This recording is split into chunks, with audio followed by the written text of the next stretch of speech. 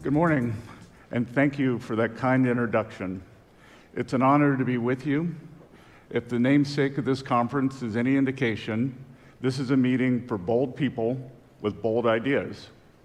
Well, I work for President Donald J. Trump, so I feel right at home. Mike Milken, like President Trump, is a visionary. In the 1970s, he had the rare combination of guts and intellect to defy the Wall Street consensus. With his heterodox approach to junk bonds, he pioneered a new asset class known today as high-yield bonds. By staying true to his vision, Mike overturned decades of economic orthodoxy. He bootstrapped entirely new industries by redirecting billions of dollars in capital to non-investment grade companies. His colleagues on Wall Street told him he was delusional and a fool, but ultimately, history proved him right. Sound familiar? Like Mike Milken, President Trump has no shortage of critics in establishment circles, but he proved them wrong in his first term, and he is proving them wrong again today. On President Trump's first day in office, he vowed to usher in a new golden age for our country, a golden age America deserves a golden age economy. So for the past 100 days, we've been preparing the soil. We have uprooted government waste and harmful regulations. We have planted the seeds of private investment, and we have fertilized the ground with fresh tax legislation. Next, we harvest, and we want you to harvest with us. America is the Schelling point of global finance. We have the world's reserve currency and the deepest and most liquid capital markets and the strongest property rights. For these reasons, the United States is the premier destination for international capital, and the administration's goal is to make it even more appealing for investors like you. This morning, I will explain how we plan to achieve that goal. The primary components of the Trump economic agenda, trade, tax cuts, and deregulation, are not standalone policies. They are interlocking parts of an engine designed to drive long-term investment in the American economy. Our goal with trade policy is to level the playing field for our great American workers and companies. With a level playing field, American industry can outcompete all challengers. Tariffs are engineered to encourage companies like yours to invest directly in the United States. Hire your workers here, build your factories here, make your products here. You'll be glad you did, not only because we have the most productive workforce in the world, but because we will soon have the most favorable tax and regulatory environment as well. This is where tax incentives and deregulation come into play. You may have heard one big, beautiful bill floating around Congress. This bill is big and beautiful for Main Street America and investors alike. The president's signature tax legislation will prevent an enormous tax hike on Main Street by making the small business deduction permanent. It will also provide tax credits and deductions for research and innovation to stimulate investment in high-tech operations. It will restore 100% expensing for equipment while expanding that incentive to new factory construction. The objective? To accelerate investment in American industry. To make that investment as seamless and rewarding as possible, President Trump has embraced an ambitious deregulation agenda. This includes expansive permitting reform. The president doesn't want to just drill, baby, drill. He wants to build, baby, build. To that end, he has signed executive orders to reduce the federal approval process for new energy and construction projects from several years to just a few months. This simple reform will unleash the creative potential of America's builders.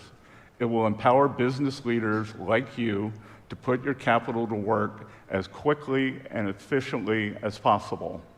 The building renaissance will be fueled by the president's energy dominance agenda. Energy is the base layer of all economic activity. That's why the administration champions an all-of-the-above approach to energy development to drive down the cost of doing business. I hope you can see the bigger picture now. The Trump economic agenda is more than the sum of its parts. Trade, tax cuts, and deregulation may be three distinct policies, but each policy is mutually reinforcing, and acting in concert, they push toward the same goal: to solidify our position as the home of global capital.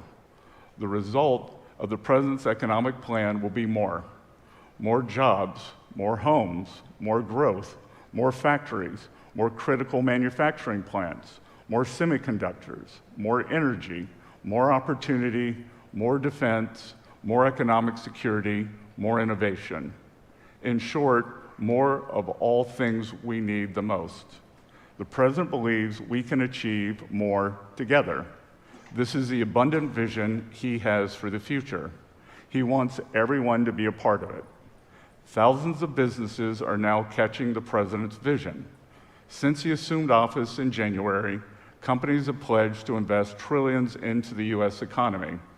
President Trump has secured more investment for our country in 100 days than President Biden did during all 4 years. Entrepreneurs, too, are starting to understand what the President is trying to accomplish.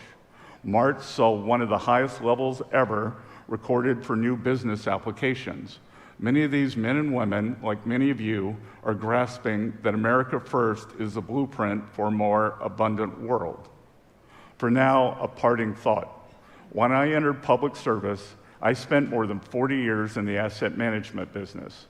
There, one mantra guides one of the world's most successful investors: never bet against America.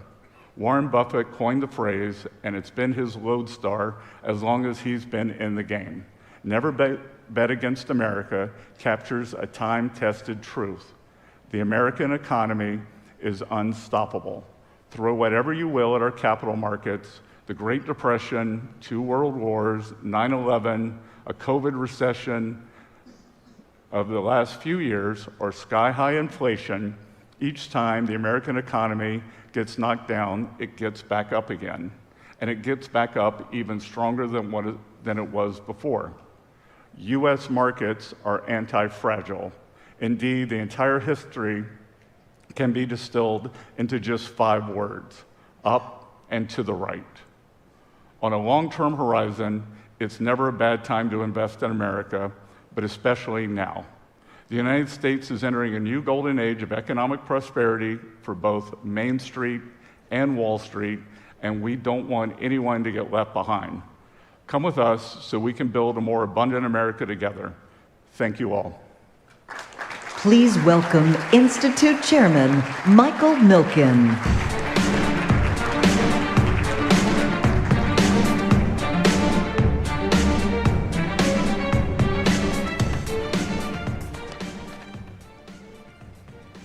So, as a scholar in college at a leading university, an accomplished fund manager, former professor, and distinguished career in finance and academia, your range of life options was unlimited.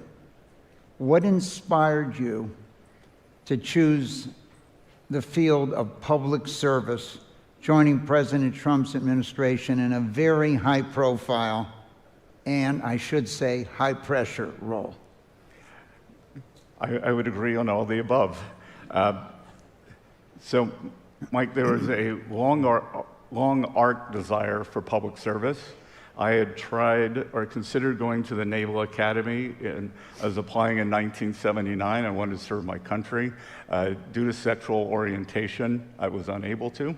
So even since I was a teenager, I wanted to serve my country. And I'd had a great career, like many people in this room, in finance. The country had been good to me. And as a economic history scholar, I was shocked at what was happening with these budget deficits. So last year, 6.7% of GDP, highest ever when we weren't at war, weren't in a recession. And I wanted to come out from behind my desk and be part of the solution because I was afraid that 4 more years of that, and it was kind of a deeply cynical plan, I thought, run up the debt and then have to raise taxes and really stymie the American engine of growth, innovation, and opportunity. Well, once again, we're very happy you took up that mission, and I can't think of a better person at this time to be the Secretary of the Treasury. Let me try. Over the years, we've had a number of Secretaries of Treasuries that were not really into financial markets. And so you're the right person at the right time. But it's interesting when I think about it, how do you strike the balance between the administration's goal of reindustrialization in the U.S. and the risk of isolating the U.S. economy? Well, I think that they're not mutually exclusive. And as I've said many times, that obviously in this trade puzzle, China is the biggest piece. Where do we end up with China? And I said during IMF week in Washington, said, it's possible that we could, as Ray Dalio might say, do a big, beautiful rebalancing. That if we want more manufacturing, everyone agrees except Chinese leadership that they need more consumption. We could actually do that together. And then, look, on the other side, that getting better terms of trade is not always a straight line. It's not always a pleasant process, but I think at the end, the trading relationships will be stronger. Our security and values ties will still be there. I look back and I think about the example of NATO and German fiscal spending. So I lived in London for a long time, ran the Soros office there, and since forever actually, that whether it was the French president, the Italian prime minister, people in Brussels were trying to break open the German piggy bank. And President Trump, not in a straight line, not in what anyone would call a diplomatic manner, has gotten NATO countries to step up and meet their spending requirements.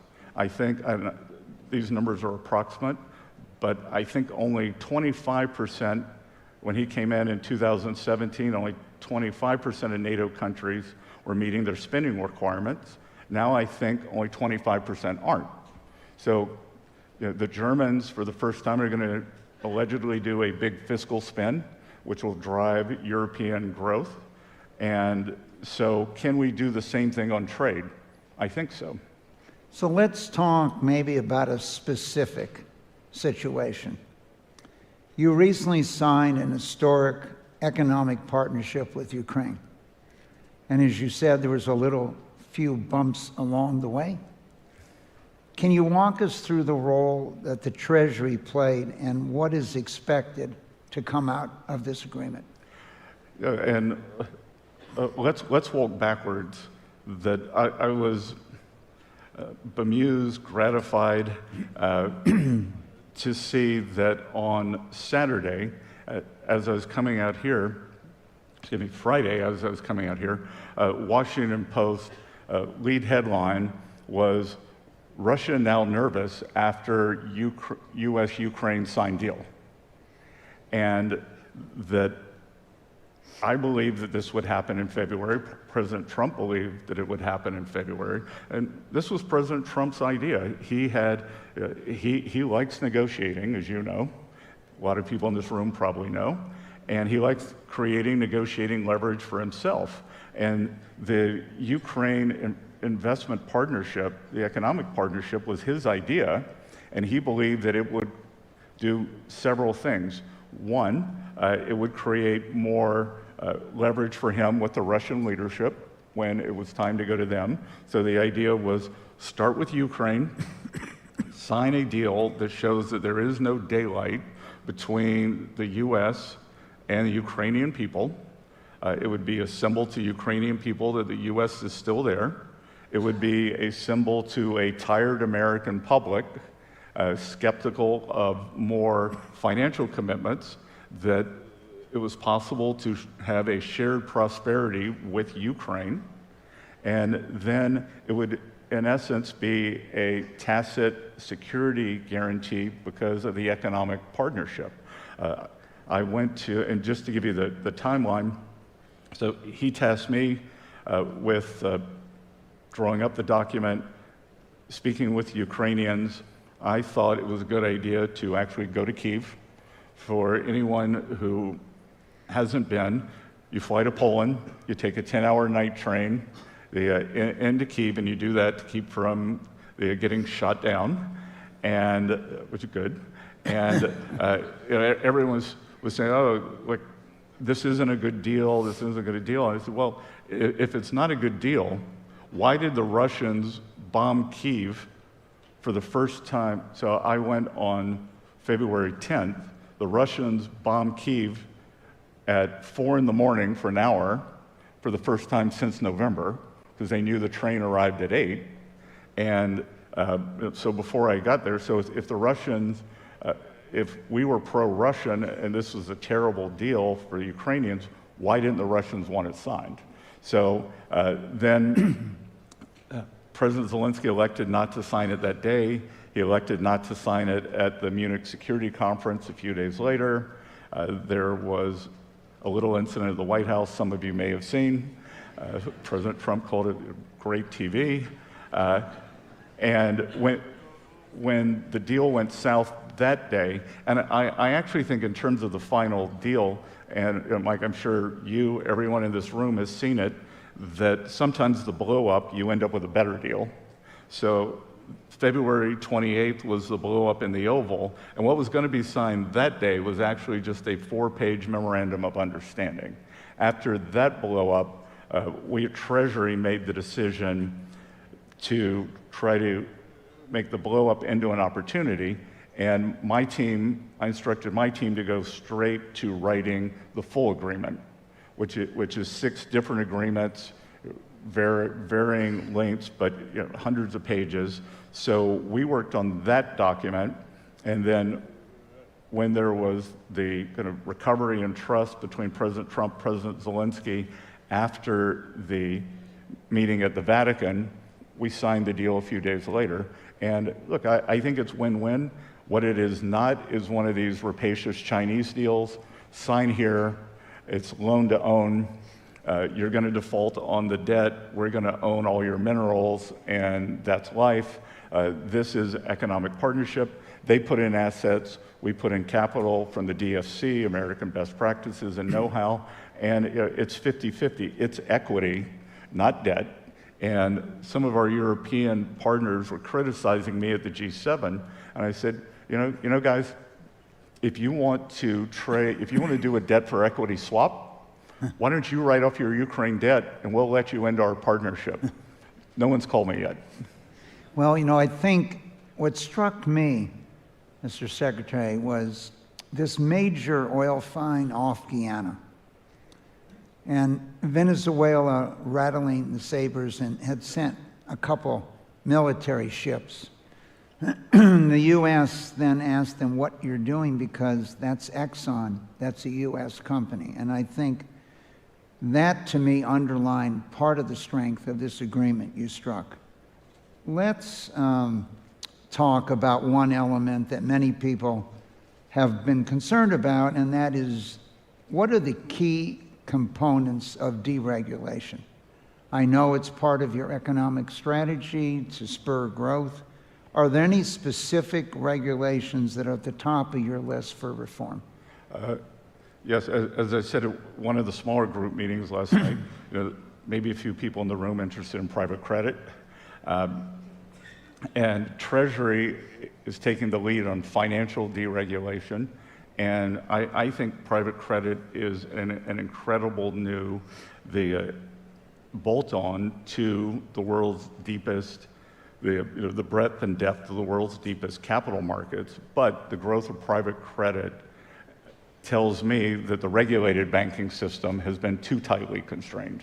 So we have set up at Treasury, I convened something called FSOC, Financial Stability Oversight Council, and President Trump tasked me with helping him choose the leaders for the financial regulators.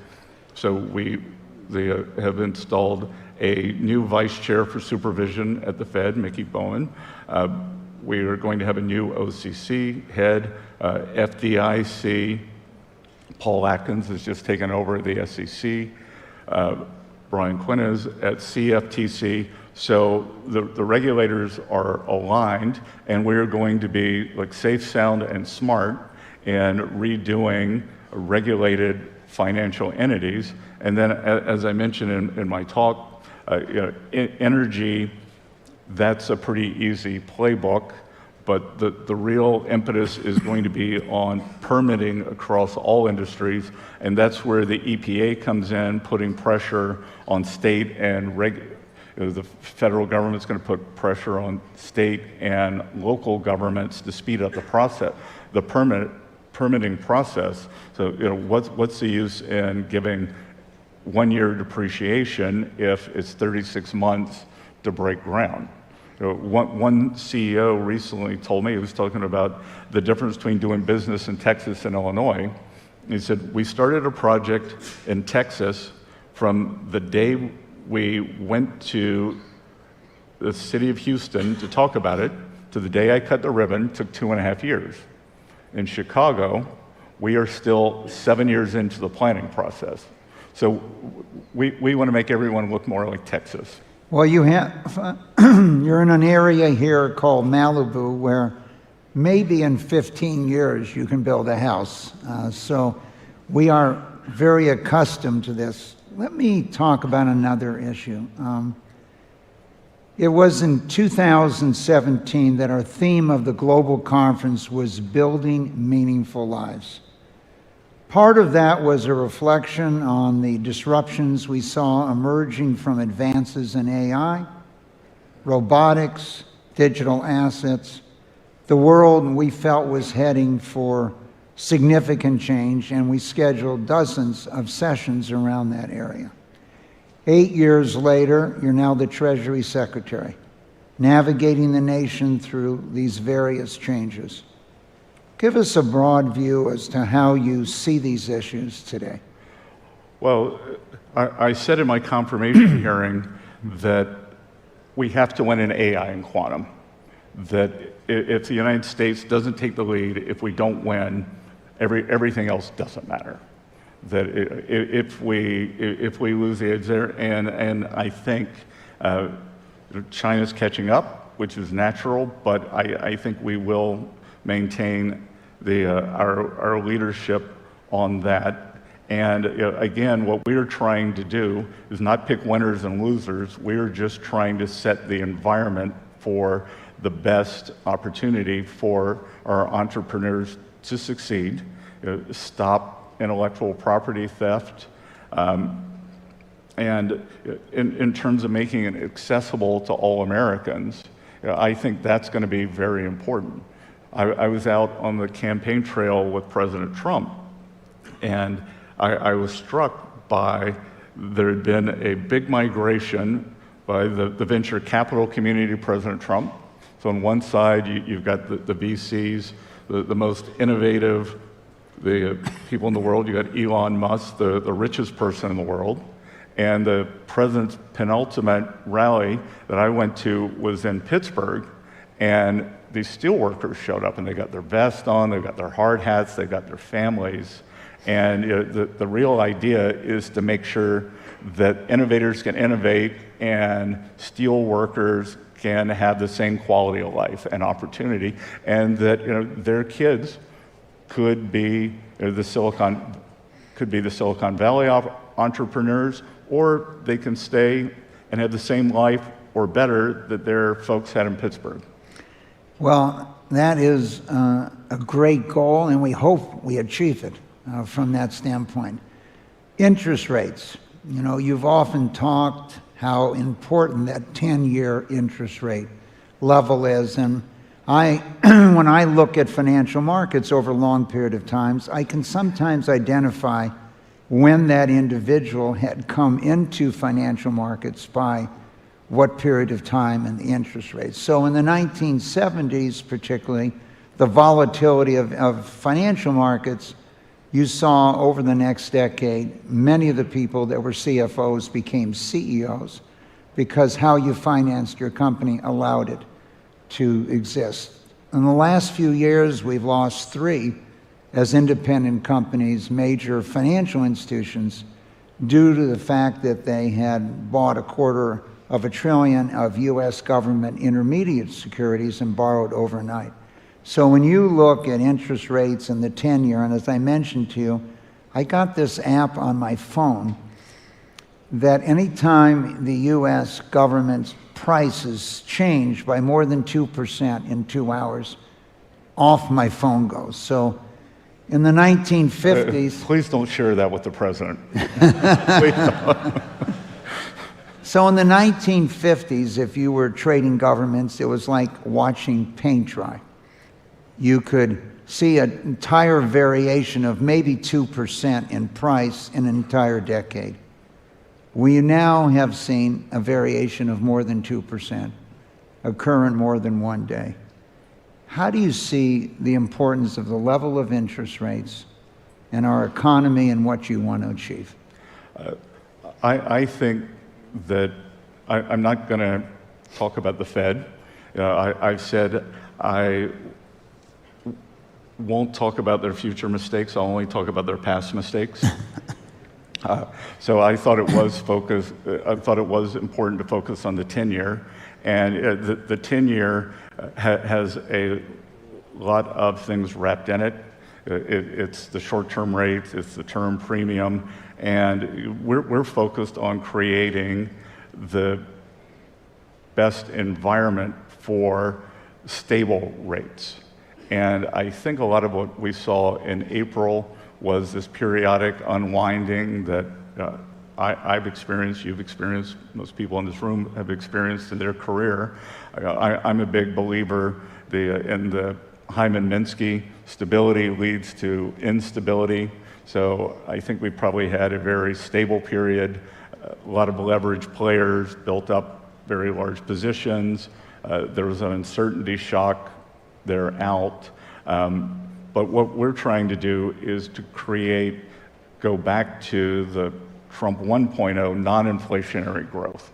So I think if we can put non-inflationary growth in place and take away, back to your initial question, why am I sitting here, is to take away the credit risk of the US government, then I think rates will naturally come down. And as I've said before, there's an opportunity here that if we can do it, the goal on one side, I call it reprivatizing the government, or reprivatizing the US economy.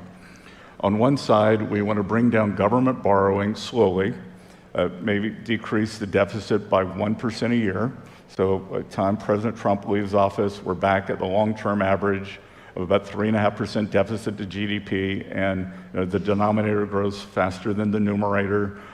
Debt to GDP goes down. So we're decreasing the government in the economy. At the same time, we are right-sizing government spending and government employment. And then on the other side, through financial deregulation, we're re-leveraging the private sector.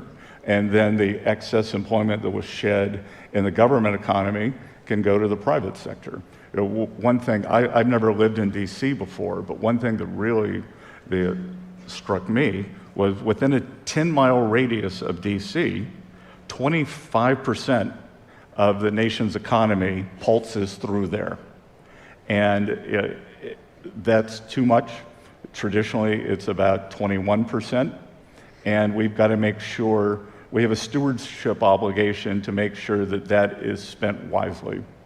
So we were making a decision where to have the Milken Institute School of Public Health. Besides the fact the executive office building is 1 block away from GW, but every major decision on medical was located within a mile or so. And so the decision ultimately, with the talent we had there with Lynn Goldman and others, was we would go to GW because the decisions were being made there. Now, as you know, we spent 12 years building this building across the street from your new home at the Treasury and the Center for the American Dream, and we thought it was a 4-year project. It turned out to be a 12-year project. But this passion for the ideal of American Dream, I believe, is something you truly believe in. We've been asking 10,000 individuals in more than 100 countries around the world that live there or have come here how they interpret that phrase. What does that mean? What does the American dream that you're going to protect for so many of us, what does it mean to you? It means a shared vision. We're going to approach the 250th anniversary next year, or we will have the 250th anniversary next year. And it's what does the next 250 look like? And to me, it's the equal opportunity for great outcomes. It's like I said, it's equal opportunity. If you're one of the children of the construction workers in the Duquesne Arena on November 4th, that you might be sitting here because you founded a financial services company, or because you're a medical researcher, or it's the opportunity for people in this room to continue to prosper. But to me, it's two things. It is the fact that the system works and that there is mobility, that we get rid of these discouraging surveys of families and children who don't think they're going to do as well as their parents.